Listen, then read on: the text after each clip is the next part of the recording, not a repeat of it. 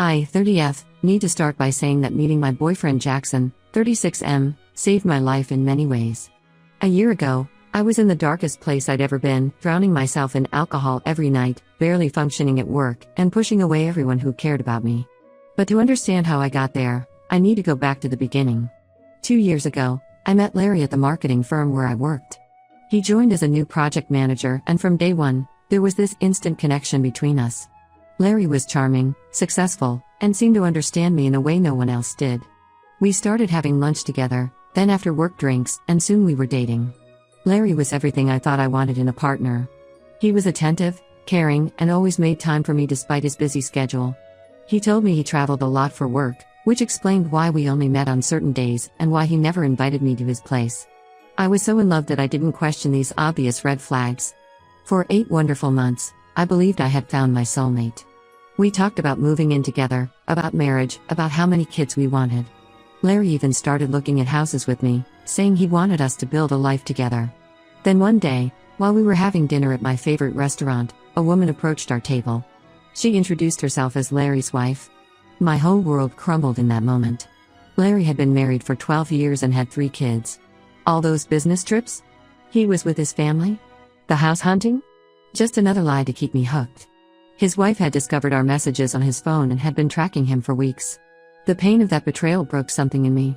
I started drinking heavily, first just in the evenings, then during lunch breaks, and finally even in the morning just to get through the day. I lost my job because I kept showing up drunk. My friends tried to help, but I pushed them all away, convinced that everyone would eventually betray me just like Larry did. That's when Jackson entered my life. He was a regular at the bar where I spent most of my evenings. One night, when I was particularly drunk and crying about Larry, Jackson sat next to me and just listened. He didn't try to fix me or judge me, he just let me talk. After that, he started showing up more often, making sure I got home safely, bringing me food, and slowly helping me see that I was worth more than what Larry had done to me. Jackson helped me get into AA and stood by me through the entire recovery process. He held my hand through the withdrawal symptoms, talked me through panic attacks, and never once made me feel ashamed of my struggles. 6 months ago, we officially started dating, and 3 months ago, I moved in with him. Everything was perfect except for one significant issue: Jackson's best friends Michael, 37M, and Darcy, 35M. They've been inseparable since elementary school. Jackson always tells stories about their childhood adventures, their college years together, and how they've remained close despite life's changes. They even work at the same company now, though in different departments. Michael is married to Sarah, 34F, a kindergarten teacher who's probably the sweetest person I've ever met. They've been married for 5 years, and Sarah has been trying to convince Michael to start a family. Darcy married Emma, 32F, 3 years ago, and she's currently 6 months pregnant with their first child, a baby girl. At first glance, both couples seemed perfect. Michael and Sarah frequently go on exotic vacations, pictures of which fill their social media. Darcy and Emma are always posting about their pregnancy journey, with Darcy calling Emma his queen and talking about how blessed he is. But I soon discovered it was all a facade. I first noticed something was off at a company Christmas party 4 months ago.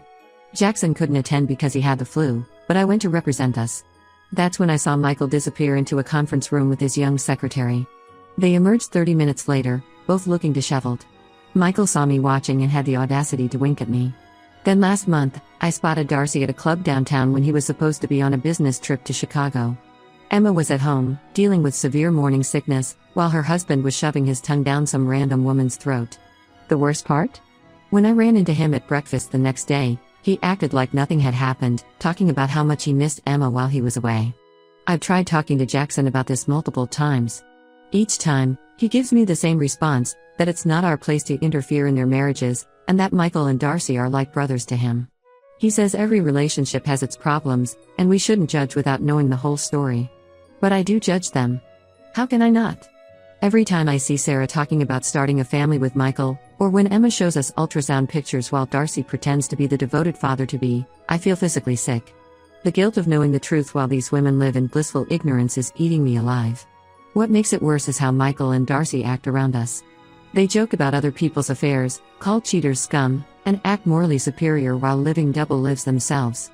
Last week at Emma's baby shower, Darcy gave a speech about how Emma made him a better man, all while texting his side piece under the table.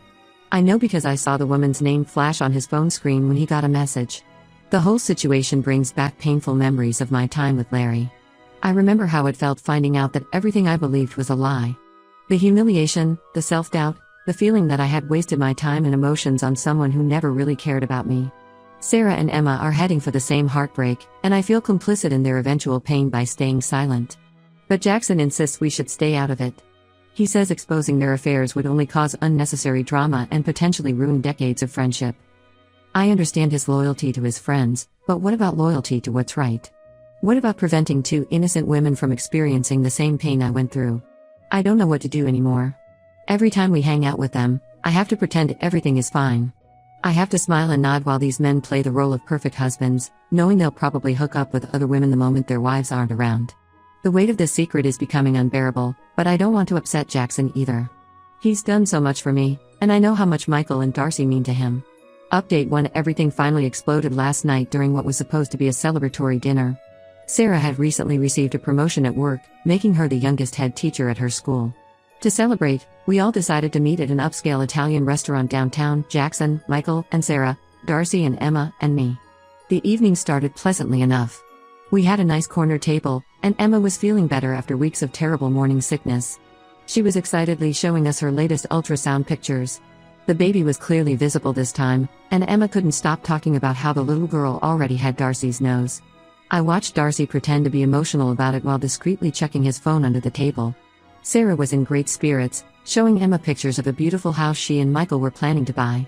It had 4 bedrooms, and Sarah talked about how Michael had promised to convert one into a nursery since they were planning to start trying for a baby soon. Michael smiled and kissed her cheek, acting like the perfect husband, while I knew he had been with his secretary just 2 days ago. Throughout dinner, I noticed Michael and Darcy kept staring at our waitress. She was young, probably just out of college, with long blonde hair. They whispered and snickered between themselves, making crude comments about her body when their wives weren't paying attention. It reminded me so much of how Larry used to check out other women when he was with me, probably laughing at how stupid and naive I was. I started drinking wine to calm my nerves. Usually, I'm very careful with alcohol given my history, but tonight I needed something to help me cope with the situation. 1 glass turned into 3, then 4. The more I drank, the harder it became to watch this farce play out. When the waitress came to clear our appetizer plates, I saw Michael smoothly slip her his business card while Darcy made suggestive eyes at her. After she walked away, they exchanged knowing looks and laughed, making disgusting comments about what they'd like to do to her. Their wives were completely absorbed in their conversation about the new house and didn't notice. The alcohol was really hitting me by this point, and memories of Larry kept flooding back.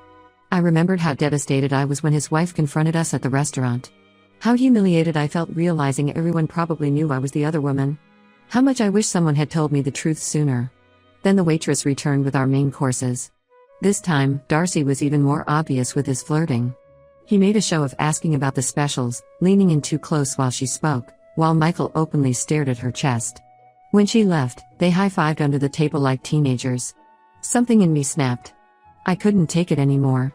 I stood up abruptly, knocking over my wine glass in the process. The red wine spread across the white tablecloth like blood, but I barely noticed. I pointed at Michael and Darcy, my hand shaking with anger and alcohol. I turned to Sarah first. I told her everything about Michael and his secretary, how I saw them coming out of the conference room at the Christmas party, how they hadn't even tried to hide their disheveled appearance. Then I faced Emma and revealed that Darcy's business trip to Chicago last month was actually spent at Club Azure downtown, where I saw him making out with some woman while Emma was homesick with morning sickness. The restaurant went completely silent. Sarah's face drained of all color, while Emma's hands went protectively to her pregnant belly as she started crying. Jackson tried to control the situation, telling them I was drunk and that my past trauma with Larry was making me see things that weren't there. But I wasn't done. I told them about the inappropriate texts, the dating apps I'd seen on Darcy's phone, and how they'd just been hitting on the waitress right in front of their wives. By this point, other diners were openly staring at our table. Sarah suddenly grabbed Michael's phone from his jacket pocket. Despite his protests, she found dozens of explicit messages between him and his secretary. Emma checked Darcy's phone and discovered multiple dating apps and conversations with other women, including plans to meet up when he was supposedly working late. The scene that followed was chaos. Sarah threw her full glass of red wine in Michael's face, screaming about how they'd been trying for a baby while he was sleeping with his secretary. Emma was sobbing uncontrollably, asking Darcy between hiccups how he could do this to her and their unborn daughter. The restaurant manager asked us to leave after Sarah started throwing breadsticks at Michael. In the parking lot, Michael and Darcy turned their rage on me. They called me every horrible name they could think of, saying I had no right to destroy their marriages. They threatened to cut Jackson out of their lives if he didn't break up with me immediately. Sarah and Emma left together in Sarah's car, both crying and holding each other. Michael and Darcy stormed off separately, leaving me alone with Jackson. The drive home was completely silent. Jackson hasn't spoken a word to me since we got back, except to say he needed space to process everything.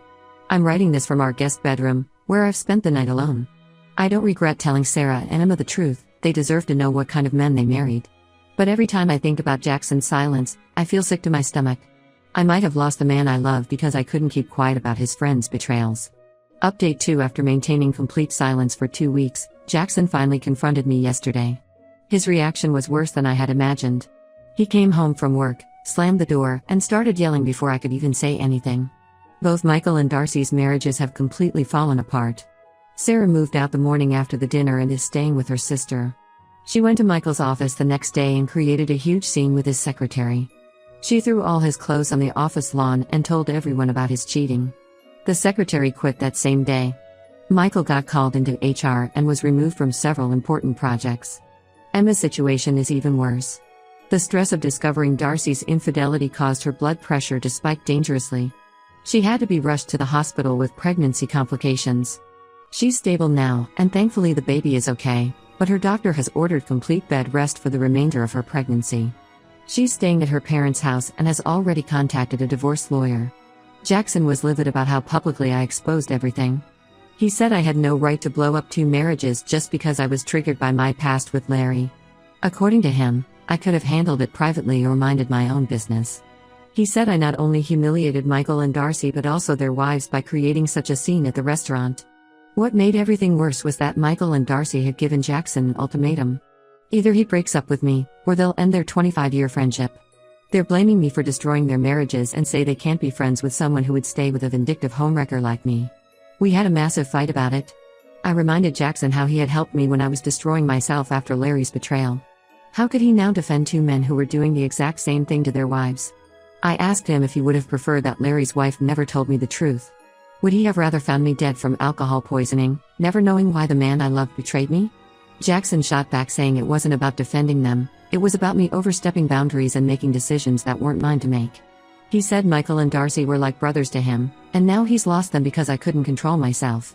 He even suggested that maybe I was jealous of their happy marriages and wanted to destroy them. That's when I really lost it. I told him their marriages weren't happy, they were built on lies just like my relationship with Larry was. I asked him if he would keep quiet if he knew I was cheating on him. His silence spoke volumes. The fight continued for hours. Jackson brought up how Michael and Darcy had always been there for him.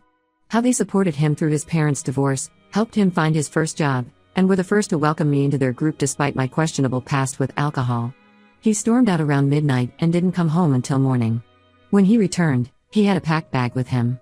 He said he needed time away from me to think about everything. He's gone to stay with his sister for a while.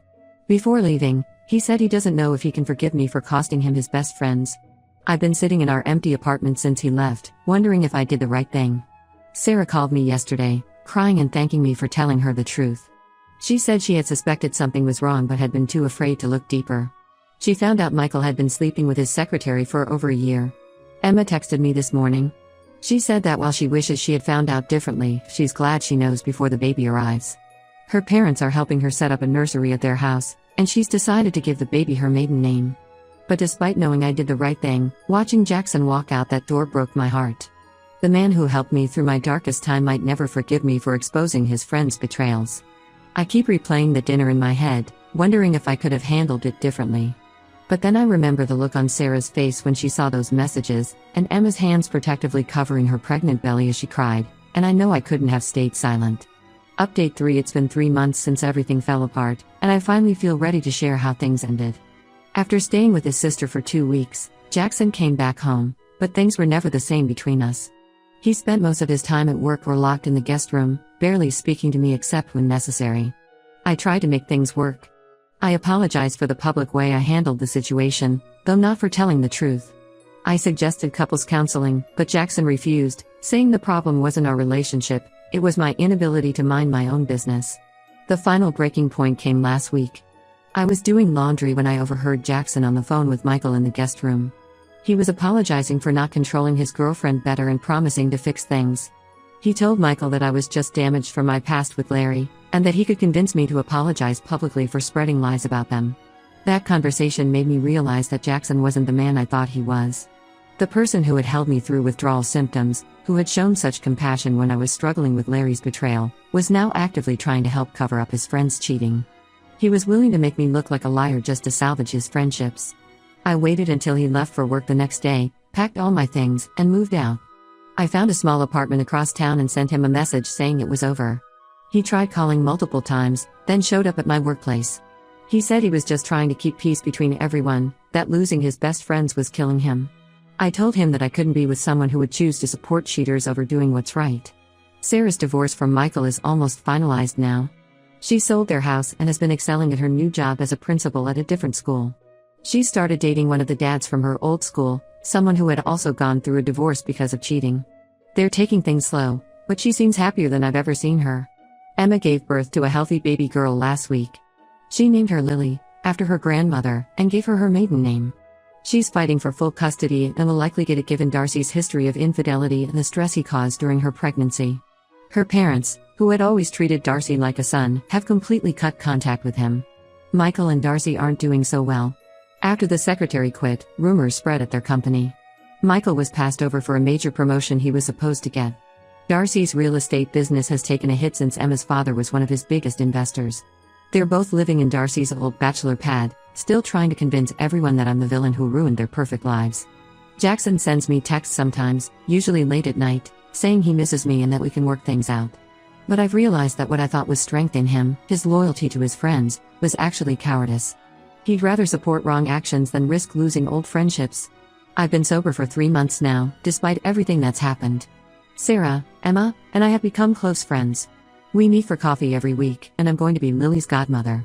Sometimes doing the right thing costs you relationships, but I'd rather be alone than silence my conscience to keep people happy. I don't regret telling those women the truth, and I never will. As Emma said to me yesterday, you saved us from wasting more years of our lives with men who didn't deserve us. That means more to me than any friendship or relationship ever could.